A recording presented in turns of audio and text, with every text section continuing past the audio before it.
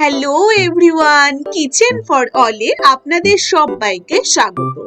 আজকে আমি আপনাদের জন্য নিয়ে চলে এসেছি একদম সিম্পল ভাবে ডিমের ঝোলের রেসিপি। এই সিম্পল ভাবে একবার ডিমের ঝোল রান্না করলে বারবার খেতে চাইবেন। খেতে কিন্তু ভীষণ টেস্টি হয়। অনেকেরই ধারণা যে ডিমের ঝোল স্পাইসি না হলে একদমই ভালো লাগে না। তারা অবশ্যই রেসিপিটি একবার এইভাবে করেই দেখুন। প্রথমেই ফ্রাই প্যানে দিয়ে দিচ্ছি সাদা তেল। এবার তেলটাকে খুব ভালো করে গরম করে এই রান্নার জন্য একটি বাটা মশলা তৈরি করে নেব। তার জন্য দিয়ে দিলাম দুটো পেঁয়াজ, দিয়ে দিলাম একটি টমেটো এরকম ডুমডুম করে কেটে, দিয়ে দিলাম বেশ কতগুলো কাঁচা লঙ্কা, আর দিয়ে দিচ্ছি বেশ কতগুলো রসুনের কোয়া আর কতগুলো গ্রেটেড আদা। এবার খুব ভালো করে 2 থেকে 4 মিনিট একটু মিডিয়াম টু লো ফ্লেমে একটু হালকা ভাজা ভাজা করে নিতে হবে। এবার তেলের মধ্যে হালকা সবজিগুলোকে নেড়ে নিয়ে মিক্সিতে খুব ভালো করে একদম স্মুথ একটি পেস্ট তৈরি করে রাখুন। এবারে সেই সাদা তেলের মধ্যে দিয়ে দিলাম বেশ কতটা সর্ষের তেল। সর্ষের তেলেই আজকের এই ডিমের রান্নাটি করব। এবার সেদ্ধ করা ডিমগুলো একে একে ছেড়ে দিয়ে তাতে সামান্য হলুদ গুঁড়ো, সামান্য লাল লঙ্কার গুঁড়ো আর সামান্য নুন দিয়ে ডিমগুলোকে ভালো করে একটু ভেজে নিই। একদম কড়া করে ভাজবো না, একটু হালকা হালকায় লালচে লালচে করে ভেজে তুলে নেব।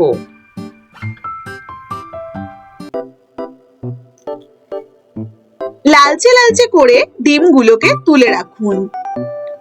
এই ডিমের রেসিপিটি একবার খেয়ে দেখবেন, ভীষণ টেস্টি হয় হালকা মশলায়। এবারে ডিমগুলো তুলে নিয়ে সেই তেলেই দিয়ে দিচ্ছি কয়েকটি আলু আমি সেদ্ধ করে রেখেছি। এবার সেই আলুগুলোকে খুব ভালো করে লালচে লালচে করে ভেজে নেব। ডিমে আবার আলু না হলে চলে বলুন তো? ডিমের আলু কিন্তু ভীষণ খেতে টেস্টি। আমার কাছে তো ডিমের আলু খুব ভালো লাগে, তাই ডিমের ঝোলে আমি আলু দিয়েই রান্না করি। এবার আলুগুলো ভেজে তুলে নিয়ে এবার সেই তেলেই ফোড়নের জন্য দিয়ে দিচ্ছি একটি শুকনো লঙ্কা, তেজপাতা, সামান্য জিরে, এলাচ, দারচিনি। এবার ফোড়নটাকে হালকা নেড়ে নিয়ে তাতে দিয়ে দেব 1 বাটি কুচনো পেঁয়াজ কুচি। এবার পেঁয়াজটাকে হালকা লাল লাল করে ভাজতে থাকুন। পেঁয়াজটা খুব ভালো করে লালচে লালচে করে ভেজে নিতে হবে।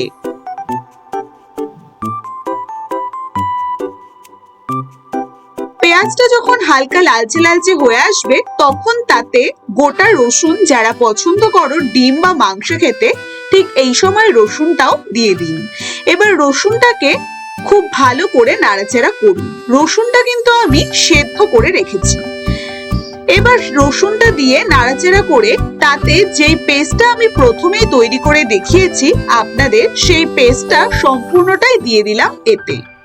এবার খুব ভালো করে মশলাগুলোকে কষিয়ে নিতে হবে। এবারে তাতে বাটাগুলো দিয়ে খুব ভালো করে নাড়াচাড়া করুন খানিকক্ষণ। এইভাবে ডিম কষালে খুব ভালো টেস্টি হয় আর খেতেও ভীষণই টেস্টি লাগে।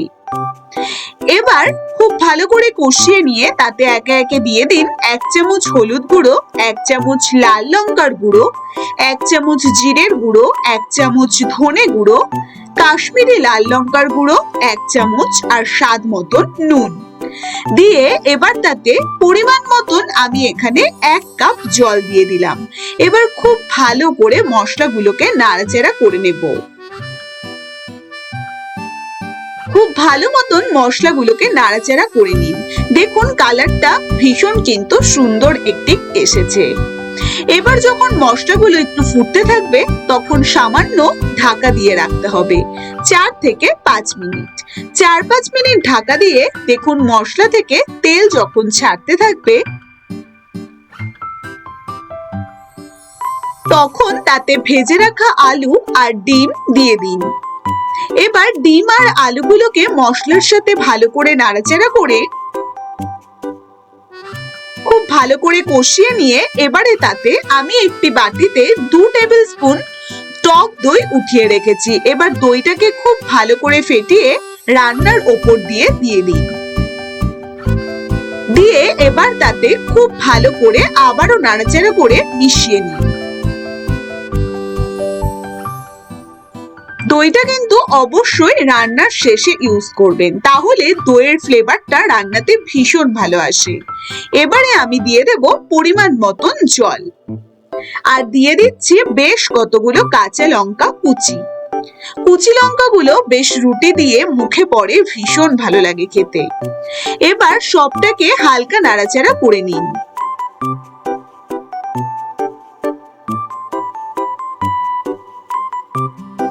এবার যখন একটু ফুটতে থাকবে তখন ওপর দিয়ে দিন 1 চামচ গরম মশলার গুঁড়ো আর বেশ কতগুলো একদম মুড়মুড়ে কাসুরি মেথি। এবার ঢাকা দিয়ে রাখুন মিডিয়াম টু হাই ফ্লেমে 5 মিনিট। 5 মিনিট ঝোলটা খুব ভালোভাবে ফুটে গেলে এবার ঢাকনা সরিয়ে গরম গরম পরিবেশন করুন এই টেস্টি ডিমের রেসিপি। ডিম তো সবসময় গ্রেভি খেয়েছেন, একবার একটু হালকা পাতলা ঝোল রেখে এইভাবে খেয়েই দেখবেন, ভীষণ কিন্তু টেস্টি হয়। আপনারা অবশ্যই এই স্টাইলে একবার বাড়িতে করে আমাকে অবশ্যই জানাবেন রেসিপিটি আপনাদের কেমন লেগেছে। এবার সুন্দরভাবে প্লেটে সাজিয়ে নিয়ে গরম গরম পরিবেশন করুন।